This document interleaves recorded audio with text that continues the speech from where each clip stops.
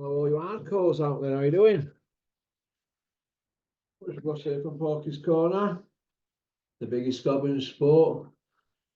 We say the things on here that nobody dares say.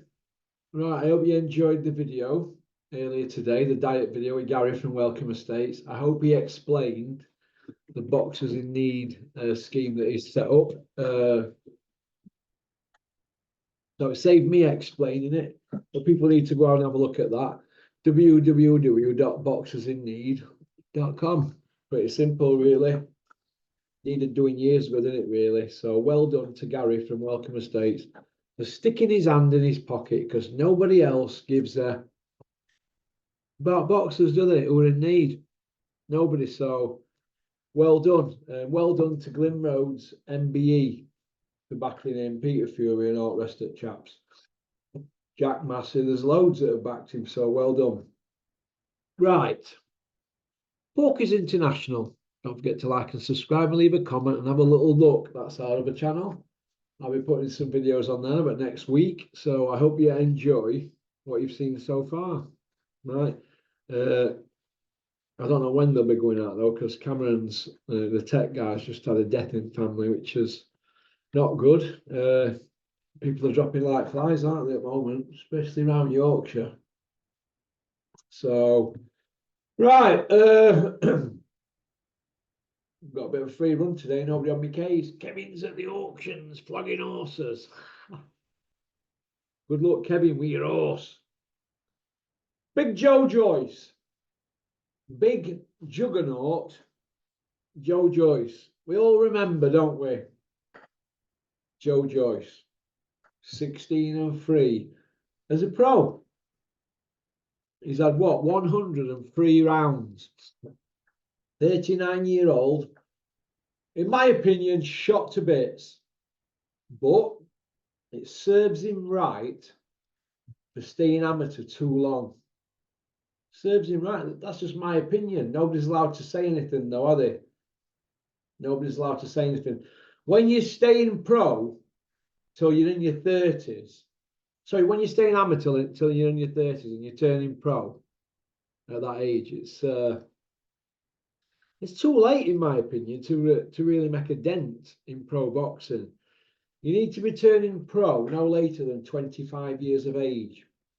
Carl Froch turned pro at 24, 9 months. He timed it right, got all that experience and that. Too many are going pro too young. And they're burning themselves out. That's my opinion. I'm entitled to it. But Juggernaut Joe, or should we call him Bone Density Joe? Juggernaut Joe, he thought that he could take loads of punches to the chin and meet everything with his face head on. Boxing don't work like that.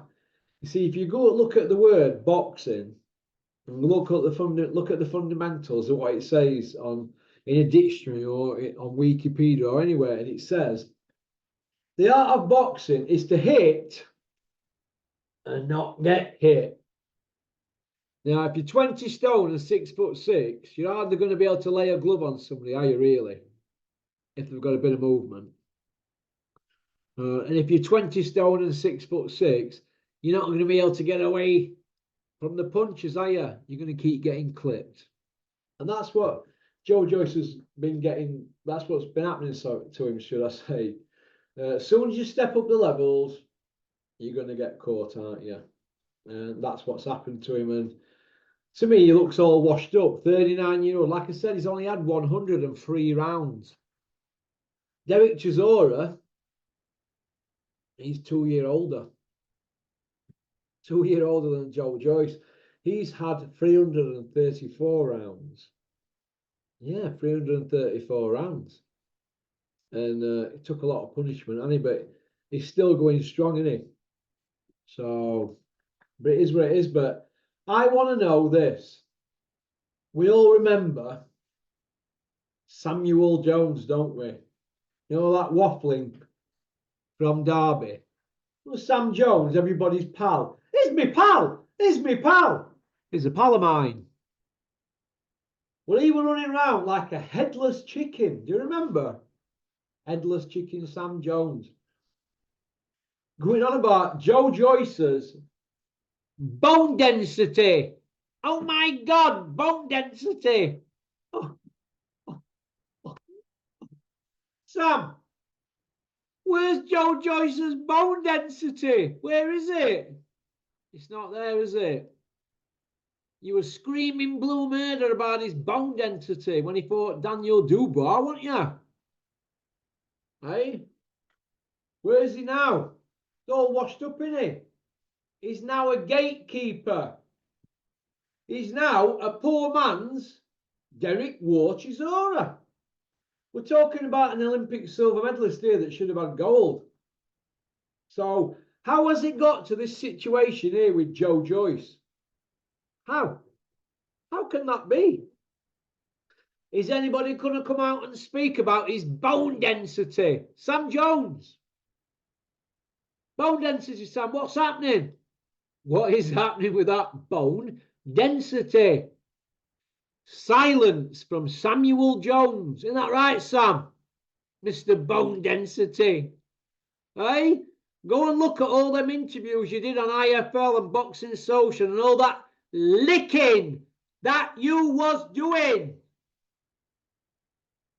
Well, you don't even give Joe Joyce a mention now, do you, Sam Jones? Because you've moved on, haven't you? You're now ready to sponge off Johnny Fisher again, aren't you? AKA Elmer Fudd. Big Elmer. What's he going to do?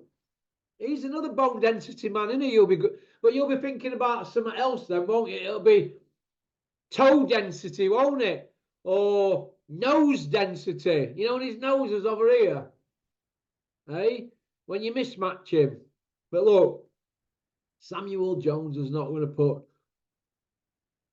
Johnny Bosch, a.k.a. Elmer Fudd. They're not going to put him near danger. Not when he's doing loads of tickets, because they're going to prop shows up. But my argument is this. How are you a manager, Sam? And Johnny Fisher Jr.? How? How? If Eddie Hills or Spotty Frank ring you up and say, what about this guy? For Johnny Fisher, you're going to say, yes, please, Eddie. A bit like, you know, Blockbusters. When they say tea, and you go, tea? And you go, yes, please, Bob. Do you remember Blockbusters? Yes, please, Eddie. You're not going to question anything. You're just going to put him in with people so you sell tickets. Rudenko. With Rudenko, you were mopping floor with him years ago, over 10 years ago. Around about that time. He's all washed up, Rudenko. We'll have a look how many wins and losses he had on his record when you were put into the sword, you were Fury. So stop going on about nonsense, Sam. Rudenko, do me a favour. Your guy's 12-0. The guy you need to be going near is Moses Atome. That's the guy you need to be calling out. Moses Atome. No, you don't want that. You don't want that Moses smoke, do you, Johnny? Sam, what about Moses Atome? Not on your Nelly. You're not going to put him near him. You won't put him near him at all. You're talking pie in the sky, mate. Why don't you come out on your little mate's, that little Gerbils channel, what's he called? Puppy Parson, that liquor. Why don't you come out on his channel and just say, look, we're not going to put Johnny Bosch near anything, a.k.a. Elmer Fudd. We're not going to put him near danger. We're going to rinse it for ticket commission. Why don't you just say that? Stop dropping names and tell Johnny Bosch's fat dad to stop dropping Derek Chisora's name. They're not going to put him near Derek. Do me a favour. Stop talking utter waffle. Elmer Fudd is propping shows up. That's all. Every promoter's dream. Somebody who does a minimum of 500 tickets. I don't believe all that 4,000 tickets. That's a load of hogwash. That's hogwash. Absolute hogwash. I believe he might do 500 to 1,000. No more. So stop waffling, Sam. Absolute waffling, C-U-N-T. Stop it. But we want to see him near somebody with a heartbeat. That's all we want to see. All right. So, okie dokie. So, it is what it is, isn't it? So, I'm going to finish off, though, on Billy Joe Saunders. Now, everybody knows that my former boss, Mr. Big Ron, aka Dennis Hobson, when they all went to Olympics on aeroplane, all the Olympians going to Seoul in 2008, Big Ron bought everybody a tag watch, didn't he, on aeroplane? Because he wanted to sign all Olympians, didn't he? Well, technically, he wanted Frankie Gavin and Billy Joe Saunders, but everybody wanted them, didn't they? They weren't really after James DeGale and Big David Price, all the rest of them, but Dennis bought them all watches, and he really wanted Frankie Gavin and Billy Joe, and he didn't get either. Bricktop signed them, didn't he? And we all know what happened, don't we? They all fell out, don't we? But everybody falls out with Bricktop, don't they? Everybody. The point I want to make is this. Dennis didn't sign any of them, and Frankie Gavin went on to win a British title. He fought Kell Brook for a world title on pay-per-view, but he didn't really achieve what he should have done. He what main pick him and Billy. Billy should have won the gold medal. He didn't win the gold medal, and Frankie didn't even fight, did he? He got the weight mixed up. But Billy went on to win. He got the clean sweep, then he went all the way through the levels. English. I'm not sure if he won area or English. I know he won British, Commonwealth, European, and world title. I don't know if he won in English. He might have won an area and then a British. I'm not sure he won in English. But he went through the levels, Billy, and ended up WBO world champion in 2 weights. But in my opinion, he was spoon-fed. Absolute spoon-fed. Yeah, he did John Ryder, he did Eubank and that, but I think he got them at right time, didn't he? I think it was a waste of a career, in my opinion. I don't want to see Billy against Eubank now. They fought around about 10 years ago, though, didn't they? And it'd be a mismatch now because Billy's not kept himself active, has he? In fact, Billy Joe Saunders has been out the ring 3 years and 4 months. That's what you serve off a 5 stretch. All right, 3 years, 4 months. Trust me, I know about that. So Billy's been out at ring a long time, and it's like he's had a 5 stretch, hasn't he? And all he's done is had a job in kitchens, fattening himself up. Fat as a pig Michelin man. And I think it's a shame. And I think for Billy to get that fat, I think his head must be in a different place, because I've seen Billy Joe Saunders fight live, and I was mesmerised by his southpaw skills. Absolutely mesmerised. Me and Dennis used to watch his fights all the time in office. After he fought, we'd be like, look at the skill set on this kid. In my opinion, and I agree with Jimmy Tibbs, Billy Joe Saunders is technically a super welterweight or light middle. He's not a middle, although he won a world title at that, but carefully matched. And he's definitely not a super middle. We all saw what happened when he fought Canelo, don't we? In my opinion, he quit. No YouTubers dare say that, do they? Nobody dare ask the question, and we've not seen X-rays or proof that he had his eye socket done and all that, have we? Just like Sonny Edwards. We saw Kell Brook's proof, but not from Sonny and Billy. But like Sonny Edwards, like Billy Joe Saunders, these kids have got skills to burn, like James DeGale, but I think Billy and Sonny are in a different league as regards skill sets. That film with Bruce Lee when he goes, your skills are extraordinary. Well, these kids' skills are extraordinary. And how it's gone for Billy, in my opinion, I think it's a shame. But if Billy did come back now, who could he fight? Who could he fight, really? Hey, who could he fight? Who? Would he come back as what? Well, then he's fought at cruiserweight, hasn't he, in his career? He's obviously got a problem with food, hasn't he? All right? And training and motivation and that. And I think one day he's going to wake up when he's about 37 years of age, because he was mid-30s now, Billy. He'll wake up in a few years and he'll think, what have I done? What have I done? He could have been, I'm not saying Ray Leonard, but he could have been a really special guy. I know he ended up a world champion and that, and he went to Olympics, but he didn't do no at Olympics, and he didn't really have a great win, did he, when he was a world champion? And I just think it's a shame, really. I always feel that there were more to come from his career, a little bit like Tyson Fury's. You watch these kids, right, and you think, what are they doing here? What are they doing, and where are they going? And I just think Billy, in my opinion, Wasted his career. Such a talented kid, and I've been told he's a lovely kid as well when he doesn't act the goat and act stupid.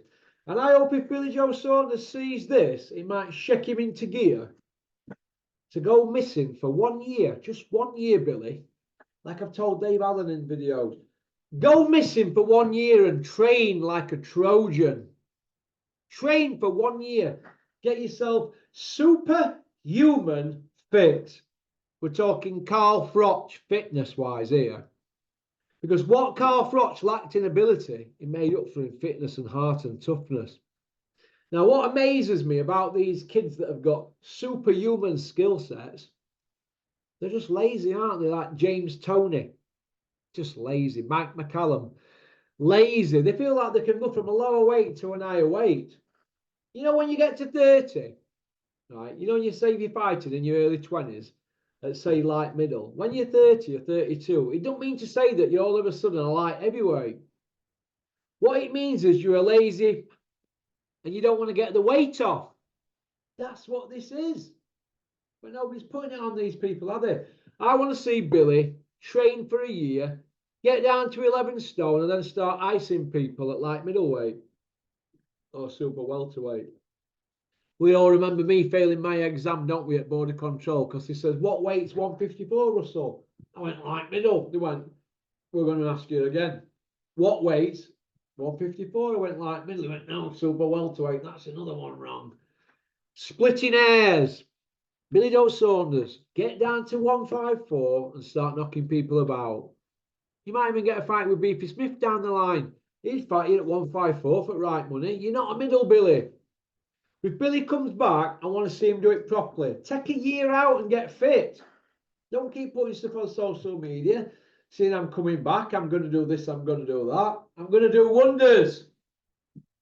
All I do is sit on cucumbers, innit, Billy? What a waste. And it frustrates me. You know, when Billy were at his fittest, you'd probably say that he was trained by Flex, wasn't he, up here, the Flexinator. You know, that Copper's mate, you know, PC, is it PC Gully? The South Yorkshire Police up here at Main Street, is it? PC Gully, you know, the owner of Boxing King Media, you know, you going on about your million subscribers. Well done, son. Still a copper, though, aren't you, at the end of the day? I want to see Billy Joe Saunders as a 154. I don't want to see him come back at any other weight. And I know then that he's taking it seriously. All right? Chris Eubank Jr. probably would fight him because it's a big fight, isn't it? But they fought 10 years ago. It's poppycock to think that they could sell out arenas now, them two. Absolute poppycock. But if Billy Joe Saunders wants to get in the mix, right? If he wants to get in the mix for a big fight in Saudi, get to 154, there's plenty of fights out there. Or if you're going to fight at 160, like people are saying, why don't you fight Charlo?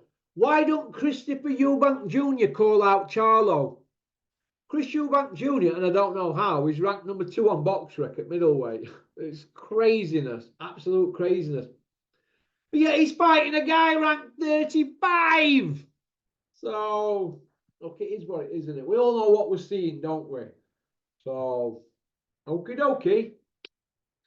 So, thanks for liking and subscribing and leaving a comment. Don't forget Porky's International, our sister channel on YouTube.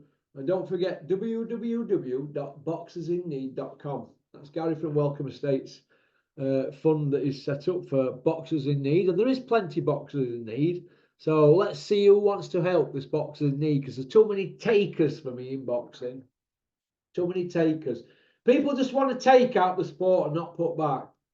Bad news, in my opinion, bad news. But hey ho! All right. Thanks for liking and subscribing and leaving a comment. I think it's tomatoes on toast time now. Ooh, yakka. Max! Give me a ring. Go on, pop, pop, bang.